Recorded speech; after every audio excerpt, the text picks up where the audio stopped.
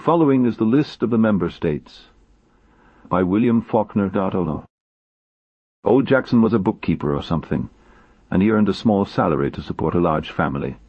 He wanted to improve himself with minimal effort, as a good descendant of an old Southern family, and then he came up with the idea of renting a portion of these swampy Louisiana lands and raising sheep in them.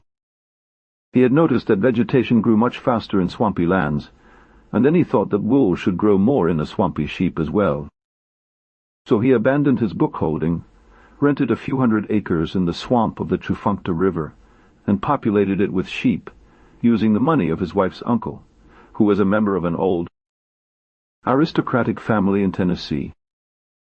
But the animals immediately began to drown, and to prevent it, he made them life belts with wooden tones, part of the Tennessee uncle's legacy, so that when the sheep reached deep water, they floated until the current brought them back to dry land. This turned out very well, even if the sheep kept disappearing. Then he discovered that the crocodiles were eating them. He made a wood-based imitation of deer horns, and he put a pair on each newborn lamb.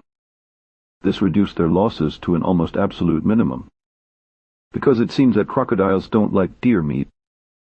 After a while, the lifeboats broke down, but by then the sheep were swimming quite well, so old Jackson decided it was not worth putting new lifeboats in new. The first generation of sheep came out of the water only at the time of eating. When the time came for the squirrel, he and his boys had to make the boat ride. For the next squirrel, these sheep no longer came out of the water or to eat. Then he and his boys walked with the boats and put on floating food to feed. The new generation of sheep even knew how to dive. They could no longer see one on the ground, only their heads swimming among the streams. Finally another squirrel came. Old Jackson tried to grab a sheep, but the animal swam faster than he could row, and the younger ones would dive underwater and disappear. So they finally had to borrow a motorboat, and when they finally got one of the sheep tired and grabbed it, and pulled it out of the water, they noticed that only on the top of the back was wool.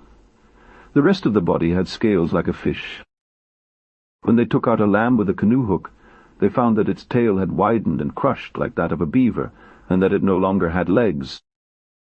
Fin,